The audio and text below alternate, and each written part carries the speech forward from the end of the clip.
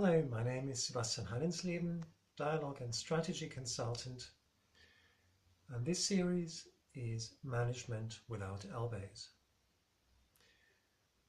The topic for today is change management, or as I like to put it, your role as a weaver. Now, change models for management purposes are not exactly in short supply. There's Lewin's 3 phases of change.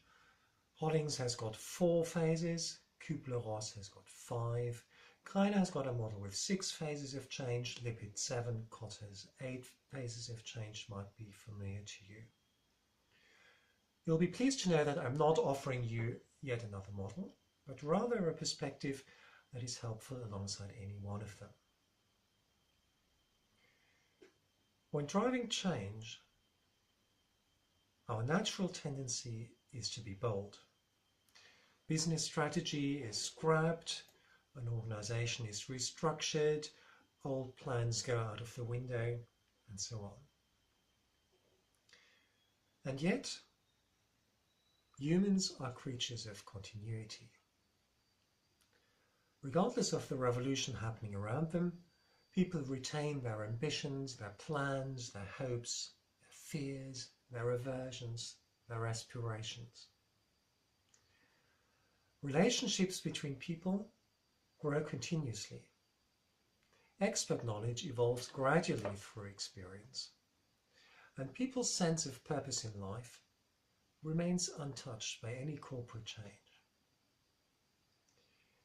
As a manager and leader, you need to work with those continuities. Imagine those continuities like a set of colorful threads in front of you. And imagine yourself as a weaver who is tasked with weaving those threads into an appealing fabric. Make sure none of those threads gets broken, and your fabric will turn out to be strong. Drop any one of those threads, and you end up with a weak fabric. So what does that mean in practice? Let me illustrate it with 3 examples of threads that you'll come across in your day-to-day work. Number 1, career paths. Getting ahead in their career means different things to different people. Some enjoy climbing a predefined ladder. Others relish the excitement of moving between different types and different areas of work. Some people attach value to continuously expanding reporting and budgetary responsibility. Others thrive on building their technical prowess and authority. If you understand and work with that thread or those threads in the people you lead, change becomes acceptable to them, or even exciting news, and certainly not something that's automatically bad and needs to be resisted. Number 2, work relationships. People collaborate best once they've built a strong rapport, strong respect and trust. Each such relationship is an asset, and each one of those relationships is one of those threads that deserves continuity.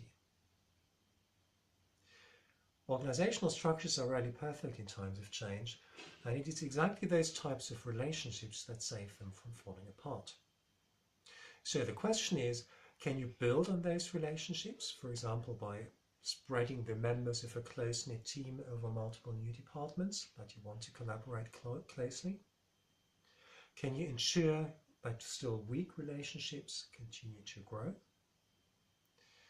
In other words, can you weave those work relationships as threads into the overall change process? Number 3, unfinished business. People who care about their work hate leaving unfinished business. But on the other hand, it's of course an integral element of change that projects have to be canned, systems have to be abolished, structures have to be changed. So there is a lot of unfinished business. But the emotional involvement of people persists even when things are aborted and projects are canned. And so consider an item of unfinished business as another one of those threads that requires continuity in some way. Maybe redirecting or transferring that emotional involvement to another project or responsibility. So those are just 3 examples of continuities or threads. I'm sure you can think of many others. After all, as a manager and leader, you know your people, you know what drives them and what makes them tick. People like an inner logic in their professional and their life path. Even if someone, and that someone is quite often you, needs to point out that inner logic to them.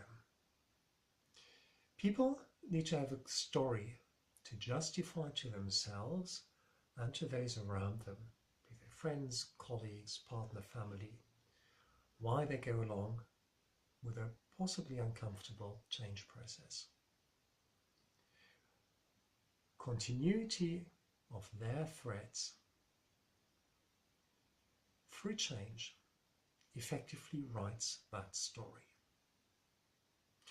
So I want to encourage you as the manager and leader of change to embrace continuity and to carefully weave all its threads into a new and strong fabric. I'm Sebastian Heinensleben, Dialogue and Strategy Consultant, and this is the series Management Without Elbows. As ever, I'm curious about your views, so please comment, subscribe, or connect. Thank you, until next time.